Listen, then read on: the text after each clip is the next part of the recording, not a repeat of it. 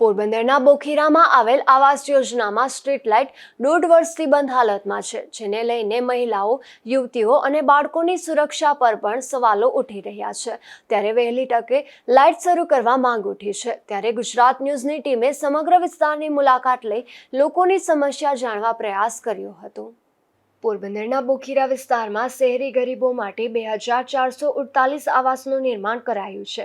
અહીં લોકો અનેક સમસ્યાઓથી પીડાઈ રહ્યા છે। ત્યારે ગુજરાત ન્યૂઝ પોરબંદરની ટીમે અહીંની મુલાકાત લઈ સ્થાનિકોની સમસ્યાઓ જાણવા પ્રયાસ કર્યો હતો। ત્યારે અહીંની તમામ સ્ટ્રીટ લાઇટ છેલ્લા 1.5 વર્ષથી બંધ હાલતમાં હોવાનું સામે આવ્યું છે। તેમજ સ્થાનિક મહિલાઓએ એવું જણાવ્યું હતું કે અહીંયા સાંજ પડતા જ નશાખોરો ઠેર ઠેર ભટકતા હોય છે। બહેનોએ અચાનક બહાર જવાનું થાય તો સાંજે 7 વાગ્યા પછી બહાર નીકળી શકતા નથી। આવા તત્વો દ્વારા છેડતી કરવામાં આવે છે।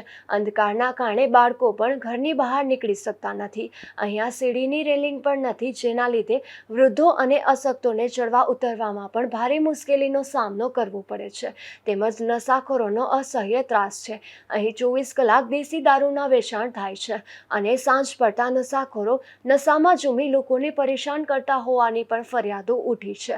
અહીં લોકાર્પણ વગર બિસ્માર બની ગયેલ માર્કેટમાં ઠેર ઠેર દેશી દારૂની કોથળીઓ ઉડી રહી છે, જે અહીંના લોકોની વાતોની સાક્ષી પુરાવી રહી છે। થોડા સમય પૂર્વે દારૂ અંગે પોલીસને બાતમીની શંકાના આધારે બુટલેગરે સરેઆમ સ્થાનિક યુવાન પર હુમલો કરી ઢોરમાર મારવાનો પણ બનાવ બન્યો છે અને આવાસ યોજનામાં કાયદો અને વ્યવસ્થાની કોઈ સ્થિતિ ન હોવાનું સ્થાનિકો જણાવી રહ્યા છે। અહીં ચોરીના પણ નાના મોટા બનાવ બનતા જ રહે છે। અહીંથી ઉદ્યોગનગર પોલીસ મથક ખૂબ દૂર છે, આથી અહીં પોલીસ ચોકીની સ્થાપના કરવામાં આવે તો આવારા તત્વો અને નશાખોરો પર અંકુશ રહે તેમ હોવાથી વહેલી તકે પોલીસ ચોકી સ્થાપવા પણ માંગ કરી છે। ઉપરાંત અહીં લોકોના ઘરમાં પાણી ટપકે છે, જેના લીધે ઘરવખરીને પણ નુકસાન થાય છે। અહીં બિસ્માર અને જર્જરિત મકાનો હોવાથી મોતના ભય હેઠળ લોકો જીવી રહ્યા છે। આથી વહેલી તકે આવાસનું સમારકામ કરવામાં આવે તેવી પણ માંગ સ્થાનિકો કરી રહ્યા છે। રમાબેન ગોહેલ જીવનભાઈ કઈ જગ્યાએ રહ્યો છો તમે? ભાઈ આવાસમાં રહે ભાઈ, આ 3 રસ્તે રે ભાઈ, 4થું વર્ષ બેઠું અમને પણ આવી પ્રોબ્લેમ છે। થોડું કામ કરાવીએ ને કે પાછી ઈ નહીં, દિવાલો ફાટી જાય, લાડીઓ ફાટી ગઈ, આખા બરીમાં આખા દિવાલો ફાટી ગઈ છે। પાછા કોઈ કચરા ઉપર નાવે ગંડક વાળો કેમ રહેવું? પાણી ને જ્યાં જોઈએ ખારમાં પાણીની પ્રોબ્લેમ, ભૂંગરા તૂટેલા બધા, પાછા કામ કરવાનું જોઈ જાય, પાછા કે અમે આવું આવશે નહીં, આવું કોઈ ના આવે તમે કરવું શું અમારે? અમે ભારે ગોટિયા જો મકાન ક્યાંક મળી જાય ને નાનકડું તો વયા, ભલે ઝૂંપડી મળી જાય 3000 તોય વયા જઈએ। અમારે એવું કેમ અમારે આવા ફાટેલા મકાનમાં પાણીની પ્રોબ્લેમ, ઘડીએ પાણી ના મળે, 8-10 દિવસ પાણી મળે, હવે કેમ રહેવું અમારે? લાઈટ ની સુવિધા છે, અમે કરાવી લાઈટ પૈસા ખર્ચીને અમે બધા કદાચ 100 રૂપિયા ઉઘરાવી ને લાઈટ લખાવી।